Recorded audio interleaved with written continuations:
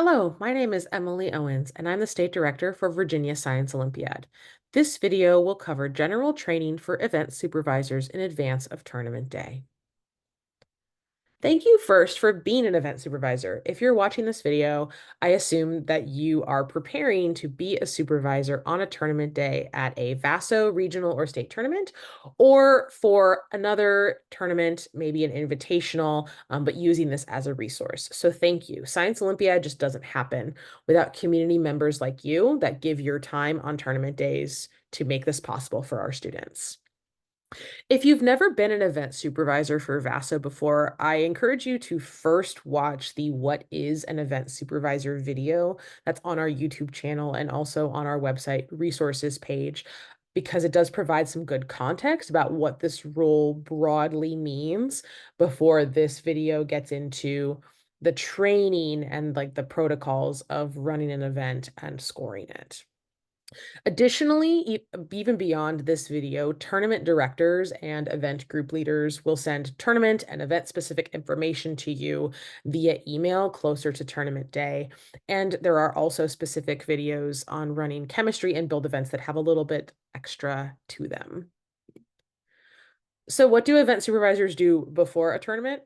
Well, a lot of it is checking your email and responding to email. Event supervisors will be contacted by the tournament director or event group leader to discuss tournament specifics and preparations to make sure that you have everything that you need to be successful as an event supervisor. So this could include things like what resources the tournament will have ready for you, what they will provide for you. For example, maybe you're running tower for an event, tournament. They may tell you, we already have a tower table, we already have buckets of sand. Or it may be a chemistry event where they say, we will already have the chemicals provided for you, we will already have the glassware. It depends on the tournament and it depends on the event. So that's why it's helpful to have that one-on-one connection between you and the director or event group leader to have that conversation. They will also tell you what you are expected to bring for your event. So that could be that you have to bring test copies and answer keys, or they're asking you to provide to bring some rulers or something like that. So again, that will be event specific, and that is part of the conversation that you have with those leaders. If it's not a test that you have written, they will provide access to you for the tests and or the answer keys, so that you have that to review if you need to before the tournament itself, but then also to have accessible on tournament day. And they will also give other event-specific information, including copies of the rules and any clarifications. They may have words of wisdom from the event being run previously, from people who reported back about good things to know. So they will give you these whatever specifics they find useful to you. In terms of the actual logistics of the tournament schedule, they'll tell you your check-in time and location, and they'll give you access to the schedule for the day if you haven't already seen it. The schedules do change from tournament to tournament, so making sure that you have that day's schedule is very important. And also something that varies by tournament, they'll give you food and t-shirt information, whatever is relevant to that tournament day. So event supervisors should be looking in their emails for this information closer to tournament day so that you can review any of these specifics, ask any questions that you have, and be prepared for your assigned event. Here's an example tournament schedule just to talk through a little bit of what the flow of the day looks like if you've never been to a Science Olympiad tournament before. Days start with teams checking in. And then there is a period of time where for certain building events, devices will be submitted to what we call impound before the competition kicks off for the day. So then you can see that there are multiple sessions running throughout the day. During each session, multiple events are happening at one time in different rooms. And for most tournaments, an event will run for multiple sessions. So when you are signing up to be an event supervisor, you are committing to coming in a little bit earlier than when your event begins to make sure that you are set up and good to go, running your event for however many sessions it is scheduled for, and then staying until all teams are graded or scored and finalized in our score room.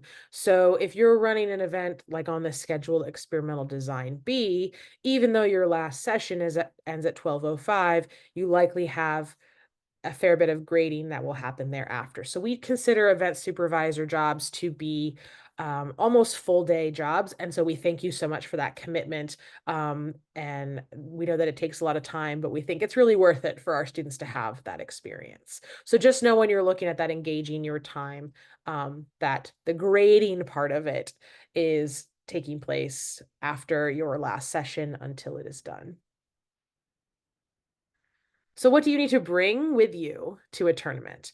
I mentioned that they'll give you some specifics in the emails that you get from your tournament director or event group leader, but there are just some general things that we expect event supervisors should plan to bring, like pens for grading, a calculator for adding up points, which could be your phone, or maybe you prefer to have a different calculator. You should plan to bring a laptop for entering scores, or your event may actually need a laptop to run. This is, again, something that will be communicated to you from the event group leader or tournament director. If your event requires a laptop to run, it is also helpful to plan in advance for having things locally downloaded, or giving yourself time in advance on tournament day to make sure that you can connect to the building's Wi-Fi. If you have a stapler, it'd be great if you could bring one to re-staple, recompile packets of test events that permit students to like separate pages. But we do usually have a couple in our Vaso score room, but it's great if you have your own to bring. You also should plan to bring copies of your tests, your answer keys, and or your score sheets unless plans are shared by the tournament director or event group leader, that they'll already have them for you. So again, part of that email dialogue will be what copies will already be made for you versus which ones we expect event supervisors to make and bring on their own. And there may be any other event materials specified that you have to bring, but these are just the general things you should expect. When you come to check in at a tournament, there is usually a packet available for you for your given event that has printouts of some key things for the day.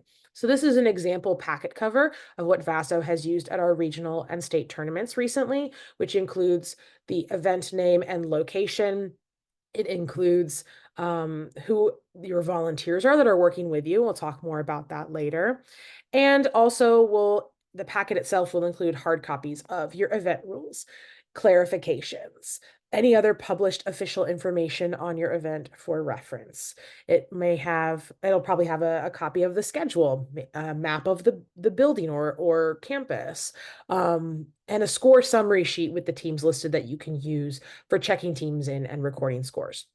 The packet itself, the folder, is then also what we expect to be turned back in at the end of the day with all the test copies, if that's something that your event has, or at least the answer and score sheets in that folder to submit back to headquarters along with your scores. The rules being printed and put in the packet are a great reference for you because there's some key information that's provided on there that you'll have to check that students are bringing in the correct materials to your event. If you are not the test writer, we do not expect you to be an expert on the topics of the test itself, but there are important things to review. We do encourage you to broadly read over the rules. And if you're running a build event, as I mentioned before, there are other events or other videos about running building events and being a building event supervisor. But we also encourage you to check out our reading the rules video for any event, just about like the information that's specifically held in these. But for event supervisors specifically, I want to direct your attention to the top part of any set of rules, which does give you a brief description of the event, but it tells you how many students for a team can compete. Most events are 2 people, some events are 3, but it will note that on there. And it also will give you the event parameters. This is the information that is useful that describes what students can bring or should bring to an event.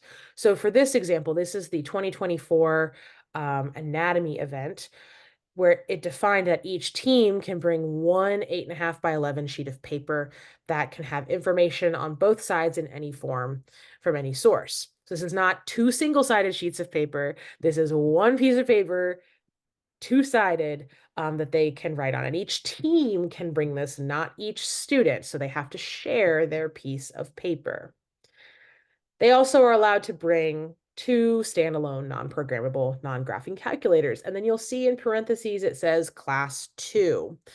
This refers to the calculator class guide that is in the National Rulebook that defines classes 1 through 4 of calculators and gives examples. So this is useful if you're unfamiliar of what the description means of, like, what is it suggesting when it says a non-programmable non-graphing calculator for class 2. They've given you a picture and they've given you some model examples so that you can know what's permitted. There are, of course, other event parameters that will vary by actual event. So this is the 2024 forestry rules. And you can see that instead of bringing a single sheet of paper, each team can bring a binder that's 2 inches or smaller, that can have, anything really in it, using sheet protectors, tabs, labels, etc. They're also allowed to bring a field guide, and they can have a copy of the 2024 Science Olympiad National Tree List. So this is meant to show you the variety of what those event parameters might be, of what students might be bringing in to the room. If you've been an event supervisor in the past, you still should read through the rules for that particular season, especially the event parameters, because they do change. Even events that have been there in years past may have different parameters. So make sure that you are up to date and looking at this year's current rules. But again, please check out our Reading the Rules video that does a really good job of delving deeply into all of that. Finally, my third example here of rules is chemistry lab. We do have an additional training video for chemistry event supervisors because there are some other things associated with it, including safety equipment. And you can see in the event parameters view here, there's just a lot more, and we'll go through that in that separate video. But I also want to use this as an example. Look at the event parameter 2B. Each participant may bring one 8.5 by 11 sheet of paper. So this is different than the other ones we saw that said each team. So this time it's each student can bring that. So there is also some variety in some of that language. You'll also note here that this includes an additional class of, it says eye protection. So this is a goggle event. But please check out our chemistry event supervisor additional training if you are supervising a lab-based event like that. I mentioned also that your event packets may include clarifications. Clarifications are modifications to the printed rules, and VASO issues clarifications for events that we run at our Division BC regional and state tournaments. They are treated as official rules. They are all listed on our website at virginiaso.org/clarifications. And so since they are treated the same as official rules in the rule book, we will give printed copies of both of those in our VASO regional and state packets, but it's important that you are familiar with those. If you are watching this video to prepare for an invitational tournament, please know that VASO doesn't always adopt national clarifications. Nationals has their own issued changes to rules on their website. And so it's important to know from your invitational tournament director whether they are following national level clarifications, whether they're following VASO clarifications if they're a Virginia tournament. But they are separate, so they need to tell you which clarifications are relevant. I also mentioned in your packet that you will get a score sheet. So here is an example of a score sheet. This is actually side 2 of the VASO score sheet. Side 1 we'll talk about when we get to actually scoring the event. But I wanted you to see that this provides a list of teams and shows also that we have a column where you can check off if they're present. It's a place where you can put in scores. It also is just helpful to know what teams are coming at a certain time. So you can cross-reference this with the schedule of the tournament to see when teams B1 through B8 are competing versus teams B11 through B18. Um, there is also some space on the side, very small on this sheet, but you can write little notes. But this is good to help prep your event space and to know who you're expecting at your door for a given session. And so that takes us to what's happening during the tournament itself. So as I mentioned when looking over the tournament schedule example, that event supervisors should plan to check in advance of the first session of their event, or if you are running a build event, you should plan to check in advance of impound if your event has that. But giving yourself at least 30 minutes in advance, maybe more, depends on the tournament and what they have shared with you, but planning to be there so you have time to orient yourself and set up. If your event is the first one being run in the room that day, you're gonna need to set up your event space if it's empty. If it's being used by another event, you'll have to wait until their session is done, and then you'll be able to set up your event after that. It'll be a quicker turnaround, but you won't be the first one in the room. If you are the first one using that room today, we ask you to please jot down notes or take photos of how the space looks before you set up so that we can be sure to return it to its original state before leaving for the day. If you are the only person or only event using that room that day, you can make those notes and please reset it at the end of the day. If you are not going to be there at the end of the day. If another event is coming in after you, please share that information with the people coming into the space after you so we can make sure we don't lose that info before end of tournament day when we're trying to get things back to the way they were. Once you're in your space, your assistant event supervisors and or volunteers will join you there shortly. Their shifts are defined amounts of time. They check in at the volunteer station and then head to the event room. And they'll be noted on your event packet for VASO tournaments of who they are and what time they're supposed to be there. They have not received the same prep emails that you have because they are shift volunteers. So even though one of them may be listed as an assistant event supervisor, you are in charge as the main event supervisor. You have the information about the events. You have been the point of contact. So please decide and discuss how to divide tasks with them before your session begins. But know that you're leading this. And so don't hesitate to take charge in that manner. The assistant event supervisors are obviously very helpful for, getting students checked in, resetting the event, even helping to start grades and papers. But the larger reason of why we have them is VASO's never alone policy. So everyone has at least one other adult with them in a room when monitoring students.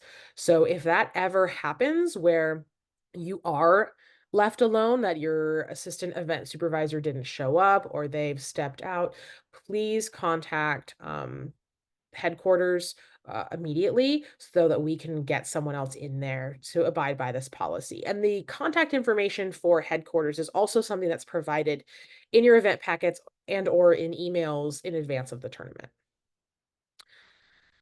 Once you have met your helpers and you're continuing your setup, you may see some students starting to congregate outside of the event space. Please do not feel pressured to let them in before the event time actually starts, because you need to be ready, right? So make sure that they are waiting outside until you're ready for them to enter. You determine that. When you're ready, You and or your assistants can stand at the door to welcome teams in. There are some things that you have to check as they're coming in though. And so especially some of the work at the door is stuff that assistants can do because it's not event specific, so they haven't had to prep in advance to do this. One of those things is checking wristbands.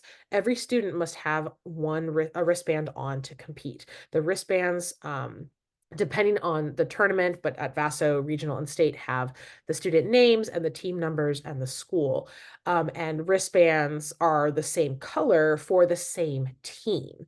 So you're checking that students have wristbands secured to their wrists. You're checking that their partner has the same color wristband. And then you also want to check their team numbers to make sure teams are competing in their correct blocks. So if teams 1 through 10 are scheduled for session 1 of your event, but you have students come up that are on team 12, they are not permitted to come in and test at that time. We do not make changes to the schedule to let teams compete in a different block. So please follow the schedule and check that only the permitted teams are coming in to compete. You will also need to check if students have their required safety equipment, if that is something relevant to their event rules. This is especially true in chemistry events. So again, we have an additional training on that. And then there's also event resources that they are permitted to bring in, as I highlighted in the event parameters of the rules. These are things like cheat sheets, binders, calculators, etc.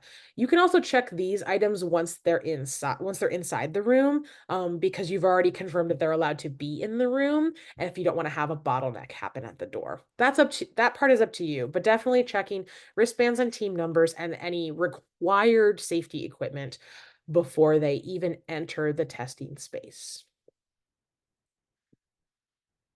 Please have participants put cell phones or smartwatches, or if they're carrying resources from other events, all of that should be put in a designated location in the room away from the testing area. So in the front of the room, or if there's another space that makes sense, please have them put all of those resources out of reach in a designated area. And then be clear in your instructions that that they shouldn't start until you tell them to do so.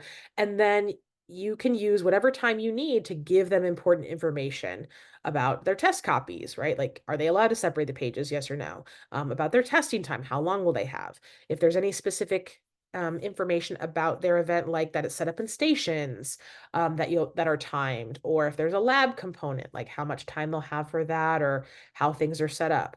Please give whatever instructions they need, both for safety and for the event itself, in advance. However long that takes, just be mindful then of how much time they have left to actually do the event so that you can replicate that same amount of time in future sessions. So if they're in there for 55 minutes, but your instructions take 7 minutes because you've got to go through some important lab stuff with, chemical disposal or whatever, if that takes 7 minutes and they have 48 minutes left to actually do the event, that's okay. Then just make sure all sessions are held to the 48 minutes that actually are, active work time. But be mindful of any instructions that you need to give them up front. You can make notes for yourself. This is also why it's helpful to have that contact with your event group leader or tournament director in advance so that you can be thinking about the key pieces of information that you need to share with them before the first session begins.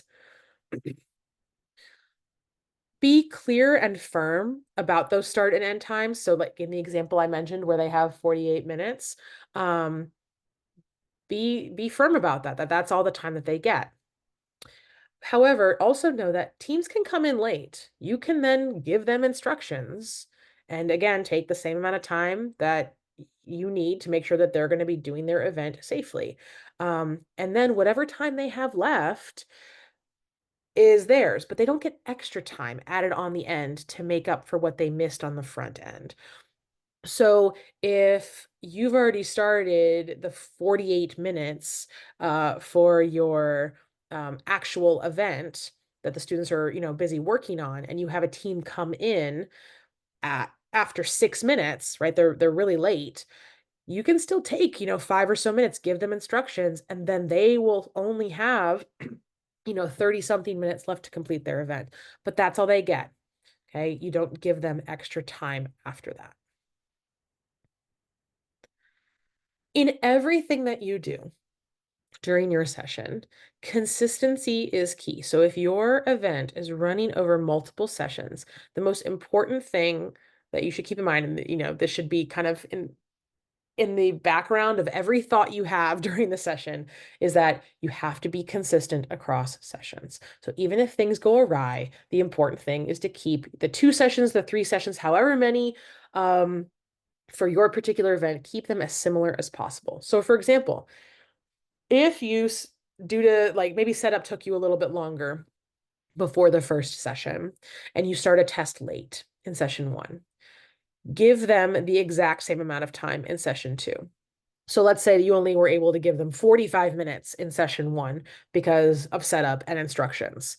Even if you get through the setup and instructions faster in session 2, they should only get 45 minutes to actually do their test. That's to keep it fair, right? We want our teams who are competing against each other to have the same parameters. Let's say during session 1, things were a little crazy as you were getting settled in and you forgot to hand out a paper until 15 minutes into the session.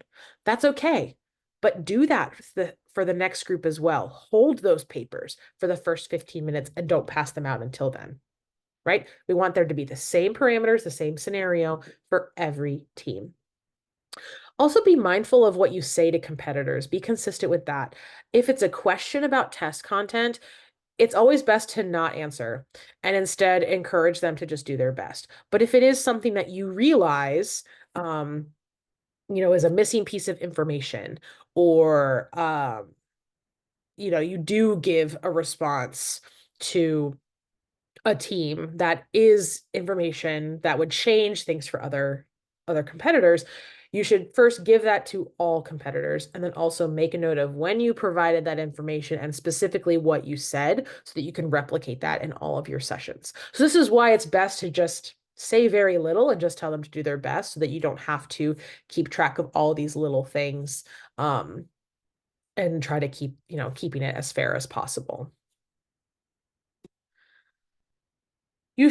During the event sessions, you should circulate and monitor, to make sure that they are looking at their own papers and not at other teams' papers, making sure that they are, doing the correct task. If you've divided them up, if the tasks are separated by time, make sure that they're, abiding by the instructions that you gave them, whether it's about, um, like the rules around stations and what they can do with their resources at stations, but just making sure that they're compliant. Sitting at the front of the room the whole time is not going to allow you to have that best view of what every student is doing to make sure that they're following those rules. If events allow students to use laptops, there is the rare event that allows that, like astronomy. Please pay attention to what's on their screens. There's some very specific rules about what they are and are not allowed to access. So be mindful of that and pay attention to that. But ultimately, the more that adults are moving around the room, the more certain we can be in the fairness of our competitions. So please, do your best to monitor all teams, actively and equitably. Once your event, has ended, when you've called time, please be firm about teams putting pencils down and stopping writing. It's a hard line, and we need to stick to that. Make sure teams restaple papers and or label them with team numbers and names according to your directions. Please be clear about what they should be, doing before they submit the papers back to you. And then between sessions, check that you have all the first session papers from teams that showed up. Make sure that they didn't accidentally walk out with a paper. You should also make notes about cleanup, any awesome or questionable sportsmanship behavior, any penalties, etc. Do that before your next session begins and before you forget. Okay. Because you got to do it all again for the next session anyway. So make those notes. And again, keep students from coming in for the next session until you've reset the space, and have, brain dumped whatever information you needed to about the teams who just competed. Please make sure the room is cleaned up. between sessions, like so that's reset for the next groups and is exactly as it was for the first session. But then also, once all of your sessions are done, you need to make sure the room is cleaned up of all event materials and returned to its original state. There are some events where you may be sharing samples across divisions. So examples in the past have been like fossils or rocks and minerals, where we have like physical specimens. So that information about what should be left for the next event will be provided by like your event group leader or tournament director. But if they don't tell you to leave anything, then you should assume that you take everything.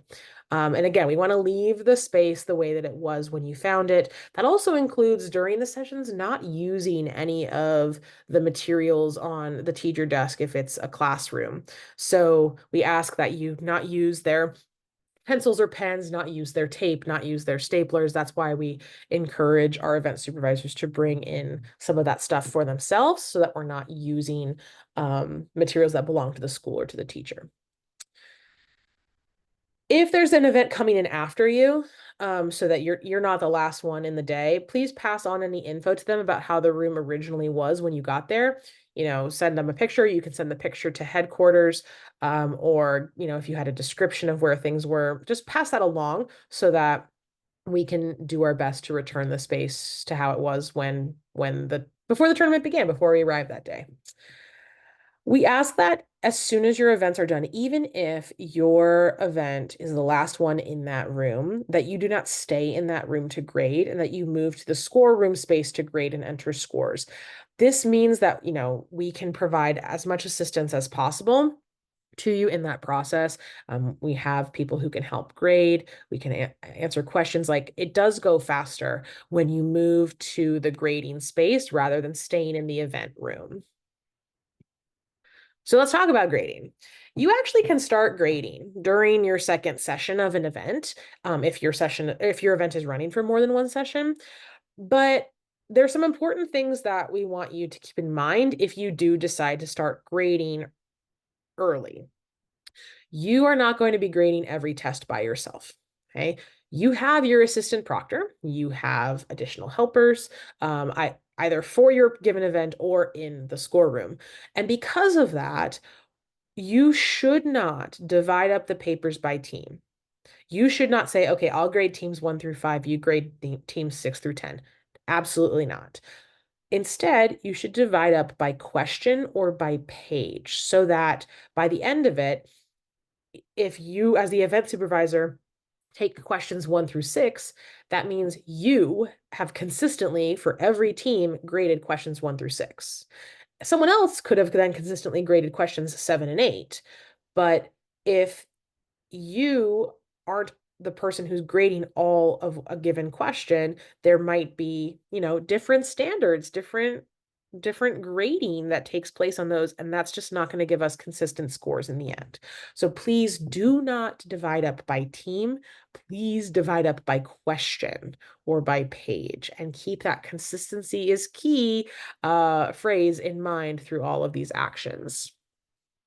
So if you are able to start grading during your second session, you can, and your assistant proctor could then be circulating and monitoring. It just depends on the nature of your event and if you feel like you can give some of your attention to grading while you're also supervising. But after your event, right, after all the sessions, please then move all scoring to the designated grading space, the score room.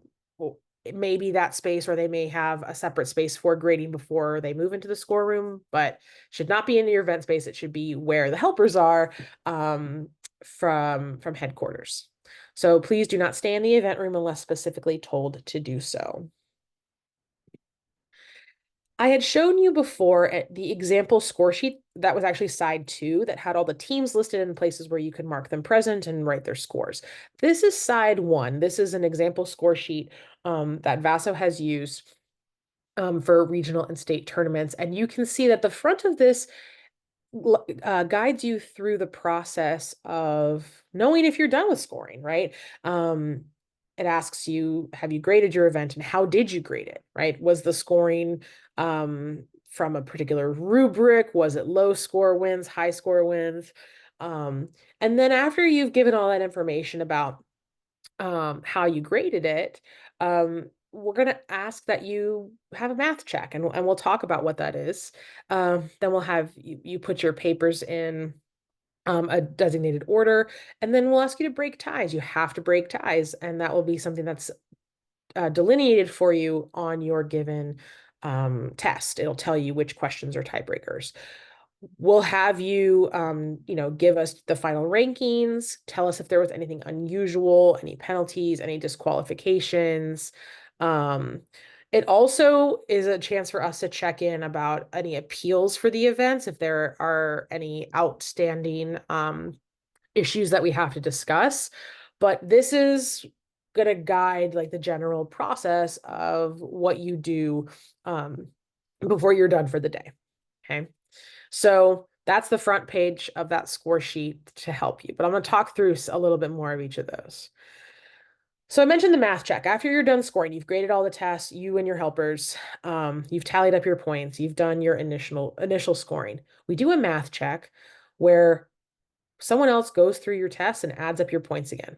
They're not regrading it. We are not regrading. We believe that you, as the event supervisor, have done your job to accurately evaluate the answers. But honestly, the biggest mistakes that we see are just people adding up points wrong, just addition mistakes or subtraction mistakes. And so we have people who volunteer to do math checks. So another set of eyes adding up scores, making sure your raw scores align with the grading that was done. If your event uses a spreadsheet, like a hybrid event or build event, we will do a transcription check to make sure that the values from your written score sheets are translated correctly to your spreadsheet. Make sure it was all typed in correctly before the spreadsheet calculates the final scores. Then we'll record the scores. We figure out placings on the score sheet. We deal with any penalties, and we make sure that you broke ties. There are a couple event situations where you will not break ties for like hybrid events, but for every other event, any written test event, chemistry event, build events, there are ties have to be broken. And then you enter your scores into the tournament scoring system. Scoring personnel will help you with these steps, but these are all steps that you are expected to do and follow through on in your role as an event supervisor. So you are not done for the day until your scores are entered into the tournament scoring system and confirmed with score counselors. So that's it. That takes you through the whole day, the prep and the tournament day for event supervisors. So thank you so much. Again, event supervisors make all of this possible. We know that for many of you, you are doing this as filling a responsibility of competing teams, but we can't do this without you. So thank you for giving your time. And we look forward to seeing you on tournament day.